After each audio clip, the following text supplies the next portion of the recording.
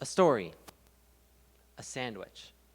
Mixing the two had to be one of the best ideas I've ever had. Now, I wish I could physically mix the two, but I can't eat a story or tell a sandwich.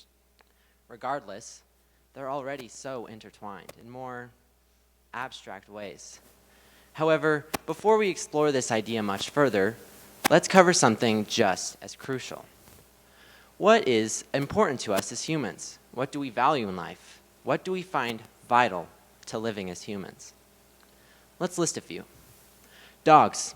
Cute dogs. Big dogs, small dogs. Toilet paper? We need toilet paper. Bubble wrap. The Jonas Brothers. Nap time. And of course, memes. Come on, guys. We can all relate. But there's one more thing I'd like to talk about. One more thing I'd like to add to our list. And that thing, it shapes us. It reveals things about us.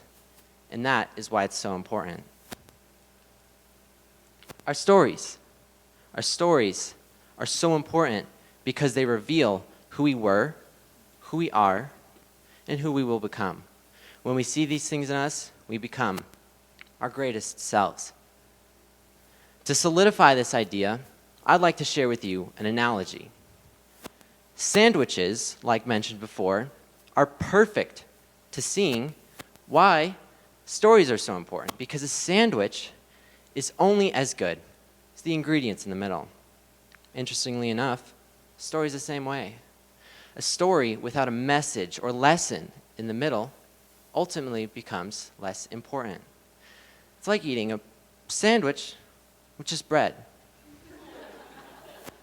No, thank you.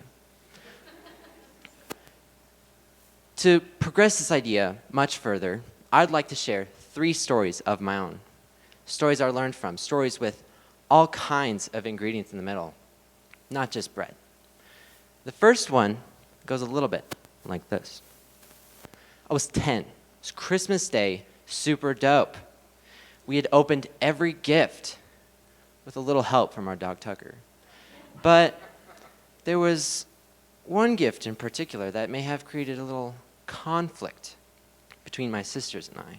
You see, we all got scooters that year, but my scooter was dull and uninteresting. It was meh. But you see, my sisters, oh my gosh, my sisters got these awesome Barbie scooters. I was immediately jealous. Well, the next day comes around and I have a conversation with my sister. Conversation that went word for word, exactly like this. Trust me, I was 10. I say, yo, like, that's a dope scooter. She says to me this, she goes, boom. She punches me. Well, as I lie on the floor bleeding out, I can only think, jealousy, it's a problem. It only brings conflict and black eyes. I learned something from this sandwich. I learned who I was. Through seeing who we were, we can learn from our past. We can learn from our mistakes. When we see these things in us, when we see who we were, we can progress past that point, and we can remember when we get jealous, we fix it. Likewise, just like how we can see who we were, we can see who we are. To share this, I'd like to share you another story. My friend's 18th birthday party. It was crazy, crazy night with some crazy, crazy guys. But now it's 3 a.m. and, well, they're dropping like flies. To be fair, 3 a.m. is late and nap time was not included. But it only had me thinking. I should go to bed, probably, but I should go to bed in my own bed. Well, there were some problems to this plan. See, it was about 5 miles away, and I would have to walk. Regardless, I started the walk. I started the walk. I was walking. I was strolling, a light jog, you see. But during my walk, about 2.5 miles in, I've taken a wrong turn. I didn't know where I was. But then I realized, oh, wait. To visualize my mistake, let's take a look at a satellite view, courtesy of Google Maps. As we see here, I've taken a right too early. You see, I took a right on Shields and not Taft Hill. Since I had taken a right on Shields, I was confused. Well, this never ended up being the problem. See, the problem was Lamar's Donuts. Lamar's Donuts opens at 4:30. So me, an intellectual, walks in at 4:30 to get a donut. But I walk out with more than a donut. I made a friend, the donut guy. And I walk out with a friend and another idea. See, the dormant party I had left so long ago, they'd wake up eventually. Well, what if when they wake up, there were 12 donuts waiting for them? It was perfect. I would be a hero. There was one problem. As always, there's a twist. I was out of money. I had zero money. I was broke. So I walk home, and I collect the cash, and I walk back to Lamar's. And as I enter Lamar's, I walk in. My bro says, "Hey." I say, "Bro, I'd like 12 of these." He says, "What are you on?" I said, "No, I'm just in need of a good story." Well, I get the donuts, and I can't help but think, sun was rising. I was running out of time. The more we think about losing time, we lose time, and that's stressful. But these next steps, they were hard. My legs were burning. My arms were aching. But it was too late to turn back. I will persist and believe in myself. You see, that is the message I got from this story. I learned that you should never give up. You will persist and believe in yourself. I learned who I am. Through this story, I saw an admirable quality in myself, something I value about myself. And through seeing this, I could replicate that and appreciate it.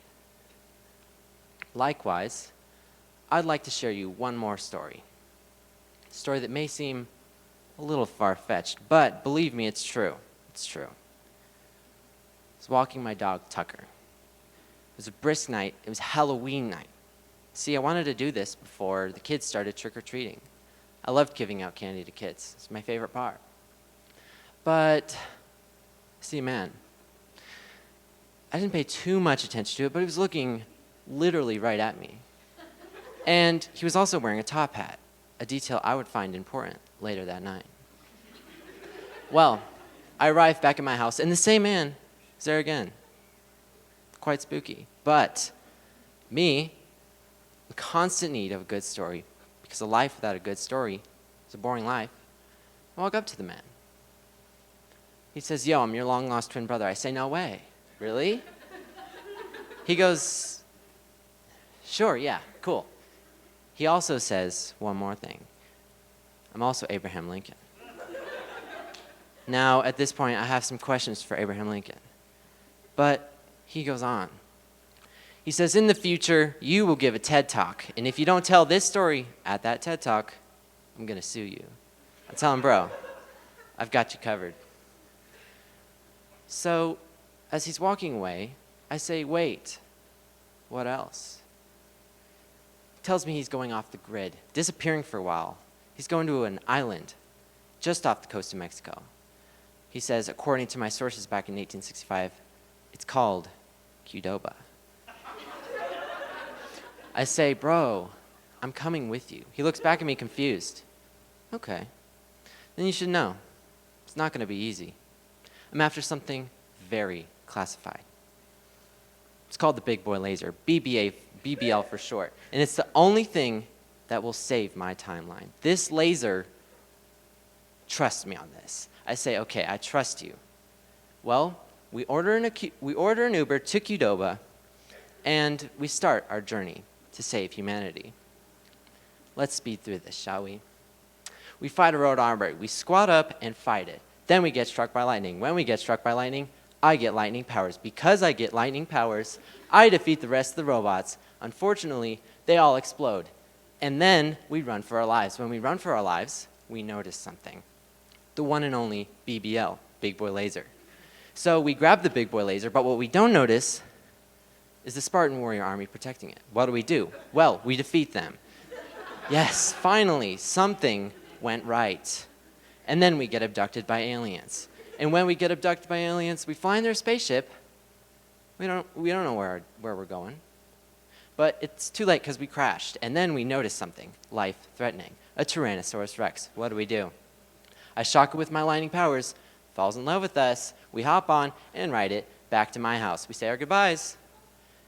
And as he rides off into the sunset, holding the big boy laser on his T-Rex, I can't help but think, I'm glad I talked to him that Halloween.